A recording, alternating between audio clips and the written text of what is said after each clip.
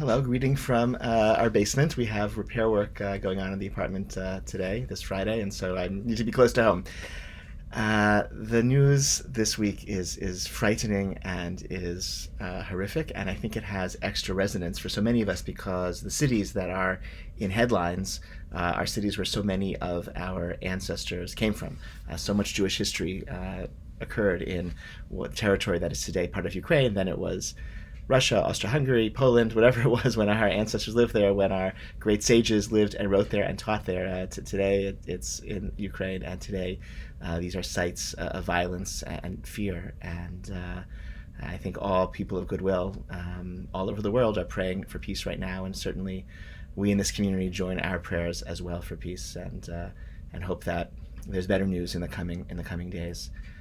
The end of Sefer Shemot is the story of the construction of the Mishkan. The Mishkan, whose owner's manual was the owner's manual. The instructions for building it were Parashat Truma Tetzava. The actual description of its construction is the Parshiot, the portions of Vayakhel and Pekudei. And this week and next week we'll read those portions in shul. And sort of interesting and informative to compare the construction of the Mishkan to some other building projects that are in the Torah. A very notable contrast is the construction of Migdal Bavel, the great tower of Bavel, which was constructed with inappropriate, heretical, religious motivations, and was constructed in a despotic context. At least that's how the rabbis understood the people who were involved in building Migdal Bavel.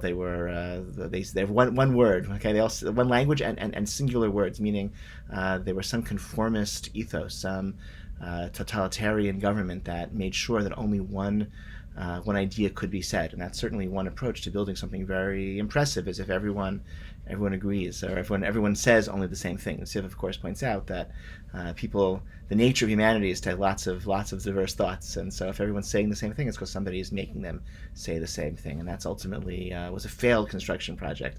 And the construction of the Mishkan is one in which, first of all, the purpose is for a lofty religious goal to create, as it were, a home for God in the Mishkan and in all of us and in our community.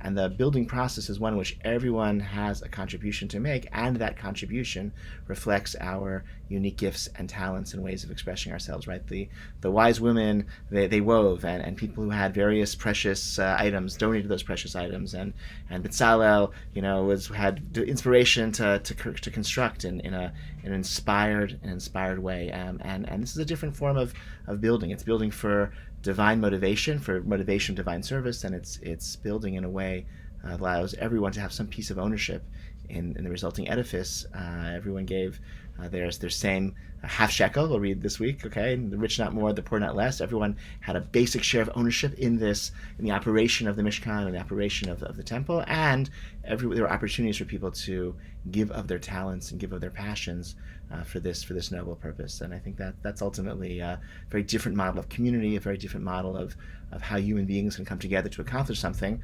not with top-down authoritarian structure to make sure we all say the same thing, but actually in a mechanism where our unique thoughts and talents are able to express themselves, and we do so with motivation to serve God. I wish you all Shabbat Shalom, and hope to see you in shul or otherwise in the coming days.